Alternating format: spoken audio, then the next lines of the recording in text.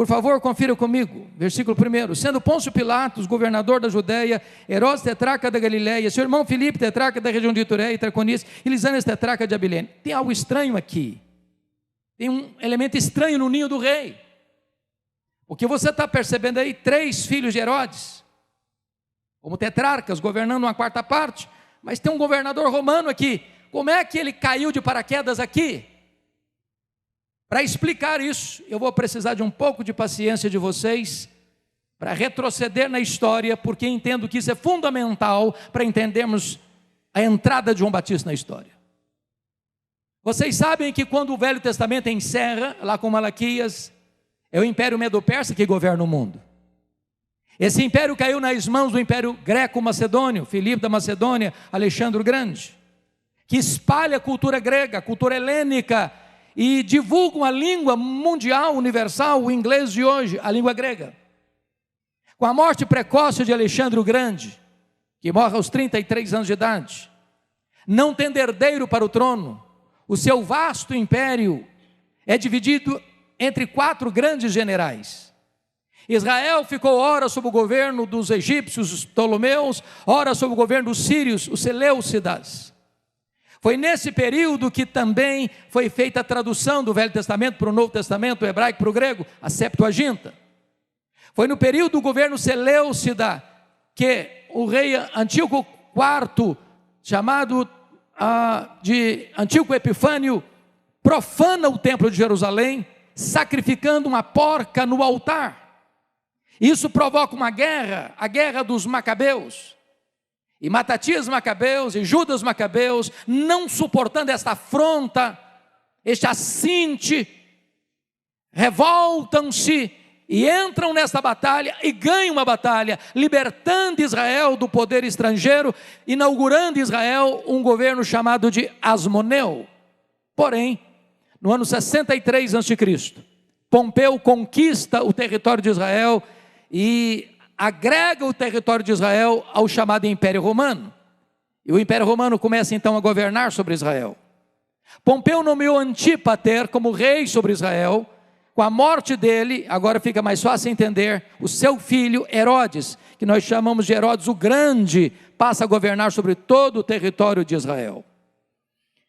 Esse Herodes o Grande, o pai desses meninos que estão aí no versículo 1, foi um homem ilustre no que tange a empreendimentos. Foi ele quem construiu, ou melhor, ampliou e embelezou o templo de Jerusalém, tornando-o mais belo do que o templo de Salomão. Foi ele quem construiu o porto de Cesareia, abrindo o comércio para o mundo, facilitando as viagens missionárias. Foi ele quem construiu a fortaleza de Massada, às margens do Mar Morto, para onde fugiram 3.000 judeus, quando a cidade de Jerusalém foi tomada no ano 70. Porém, esse homem, ele era muito amante do poder e muito medroso de perder o poder. Para vocês terem uma ideia, Herodes o Grande casou-se 9 vezes. 9 vezes. Quando ele assume o governo, ele manda matar mais da metade do Sinédrio, que era composto de 71 membros. Para dizer, aqui quem manda sou eu.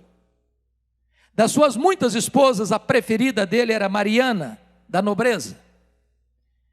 E quando ele assume o governo, a sua sogra, Alexandra, pede para ele nomear Aristóbulo, um menino de 17 anos, sobrinho dela, como sumo sacerdote, porque a religião já estava corrompida, e ele nomeou. O menino foi bem, e com ciúmes mandou matá-lo. A sogra fugiu para as asas de Cleópatra no Egito, e ele manda os seus emissários lá no Egito e mata a sua sogra no Egito. Quando ele retorna dessa matança, César Augusto convoca Roma para lhe dar uma descompostura e afirmou: é melhor ser filho de um porco do que ser filho de Herodes. Com medo, porque a família da mulher dele, a preferida, Mariana da nobreza, está sendo assassinada por ele, com medo dela revoltar-se contra ele na sua ausência, antes de viajar para Roma, mata a sua mulher preferida. Quando ele retorna de Roma, ele manda 2 filhos para Roma estudar. Salomé, sua irmã, pior do que ele, disse: quando os meninos voltarem, eles estarão mais aptos para governar do que você. Ele não titubeou, mandou estrangular os 2 filhos. Quando ele estava para morrer, na estância mineral de Jericó, ele fez a sua irmã Salomé jurar para ele: no dia da minha morte, você vai matar um membro de cada família nobre de Jerusalém, porque eu preciso ter sangue e lágrimas no meu funeral. Bom, isso ajuda você a entender um versículo que por anos eu não entendia. Lá em Mateus 2, diz que quando os magos vieram do Oriente, chegaram em Jerusalém e fizeram uma pergunta: onde está o recém-nascido rei dos judeus? Vimos a sua estrela no Oriente e viemos para adorá-lo. E diz a Bíblia que o rei Herodes ficou alarmado e com ele toda Jerusalém. Ué, mas como uma pergunta dessa alarma um rei? Como uma pergunta dessa alarma uma cidade?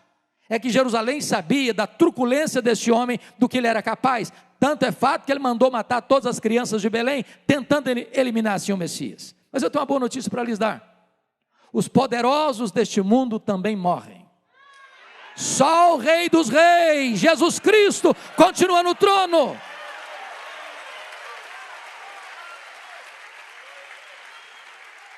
Quando ele morreu, o território de Israel, que era governado por ele, vira uma região de tetrarquias, e ele nomeia, antes de morrer, 4 filhos, ou melhor, 4 filhos assumem o governo. Aqui é curioso, prefeito, que só tem 3. Tem um governador romano aqui. Por que parou aqui esse Pôncio Pilatos? Não é filho de Herodes? Como é que ele apareceu aqui? A explicação está em Mateus 2, 22. Porque o tetrarca da Judeia foi Arquelau. O tetrarca da Galileia, Herodes Antipas. Os outros 2 tetrarcas estão aí, Filipe e Lisânias. Mas por que tem aqui Pôncio Pilatos e não Arquelau? O que aconteceu? O que aconteceu foi o seguinte: quando Arquelau assumiu a Judeia, onde estava Jerusalém, onde estava o templo, ele era tão mau, ele era tão violento, pior do que o pai, que os judeus disseram para Roma assim: tira esse homem daqui, põe aqui um governador romano. Como todo Israel era governado pela família Edomeia, a família herodiana, Roma aproveita rapidamente a oportunidade e bota o pé dentro de Jerusalém e nomeia um governador romano. Pôncio Pilatos não é o primeiro, é o 5º. Mas a pergunta é: esse time aqui é gente boa? Pôncio Pilatos? Herodes? Meus amados, esse time aqui é um time sanguinário, perverso. O que é que eu estou querendo trazer para vocês? É que o cenário, quando Deus levanta João Batista, do ponto de vista político, do império e da província, é o pior possível. Pior possível. Mas talvez você pergunte assim: bom, quem sabe a religião seja o porto de esperança? Mas como é que estava a religião? Olha o versículo 2 comigo. Sendo os sumos sacerdotes, Anás e Caifás. Tem algo estranho, não? Só tinha um sumo sacerdote, aqui tem 2. Para vocês terem uma ideia, do ano 28 a.C. ao ano 14 depois de Cristo, 28 pessoas assumiram esse posto de sumo sacerdote. Era um cargo mais alto da religião judaica, comprado a peso de ouro. Anás é o sogro, Caifás é o genro. Anás já tinha sido deposto, mas ele era muito influente, continuou nos bastidores governando. Na verdade, o Anás era o sumo sacerdote de fato, e o Caifás era o sumo sacerdote de direito. Em outras palavras, a religião também estava corrompida. Agora, você olha para esse cenário e pergunta assim: meu Deus, tem esperança? Você olha para o mundo hoje, você olha para o Brasil hoje e pergunta: meu Deus, tem esperança? E eu quero dizer para você que quando o cenário é cinzento, Deus entra na história, Deus vira a mesa da história, Deus muda o placar do jogo, Deus faz algo extraordinário, porque está escrito que foi nessa conjuntura que veio a palavra do Senhor a João Batista, filho de Zacarias, no deserto. Deus faz algo novo.